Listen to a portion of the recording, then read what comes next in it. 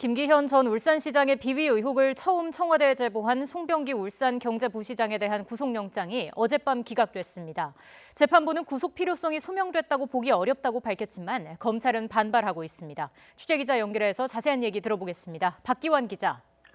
네, 서울중앙지검입니다. 네, 송 부시장에 대한 구속영장 기각 사유부터 전해주시죠. 네, 청와대 하명수사와 선거 개입 의혹 사건의 핵심 인물인 송병기 울산경제부시장이 구속을 면했습니다.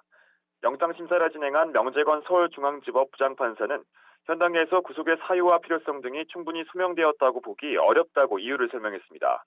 특히 공무원 범죄로서의 범죄 성격이나 사건 당시 송 부시장이 민간이었던 점을 고려했다고 설명했는데 송 부시장 측은 법원이 사건 당시 비공무원이었던 송 부시장에 대해 공직선거법상 시효인 6개월이 지난 것으로 판단했다고 분석했습니다.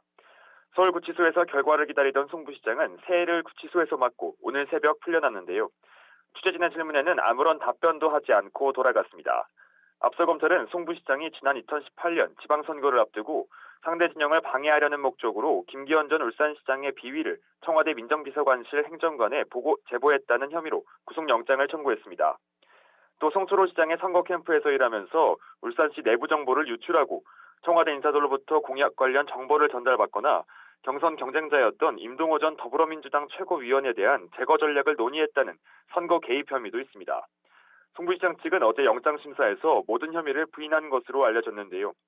문제의 업무 수첩에 적힌 내용은 송철호 울산시장 선거 캠프 회의 과정에서 나온 내용일 뿐이고 당시 민간인 신분이던 송 부시장이 청와대와 경찰을 움직이는 것은 사실상 불가능하다는 겁니다.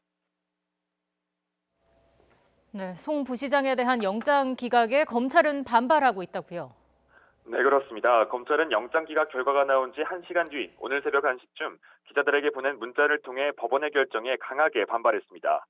검찰은 영장신문 과정에서 송 부시장이 일부 범행을 인정하고 수사 과정에서 관련자들이 범행 은폐를 위한 말맞추기를 시도한 점 등에 비춰 영장 기각을 납득하기 어렵다고 밝혔습니다.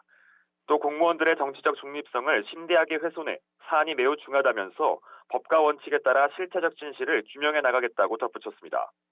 검찰 관계자는 공직선거법상 공소시효에 대해 YTN과 통화에서 공범간 공소시효가 따로 정해지는 경우가 있다고 보기 어렵다며 해당 조항이 공무원에게만 별도로 시효를 규정한 것으로 볼 수 없다는 입장이라고 설명했습니다.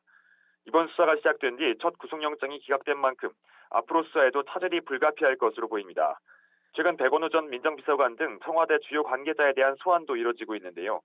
특히 사건의 핵심 당사자라고 할 수 있는 송철호 울산시장과 황운하 전 울산지방경찰청장에 대한 조사를 조만간 앞두고 있는데 어느 정도 일정의 차질이 생길 가능성이 커졌습니다.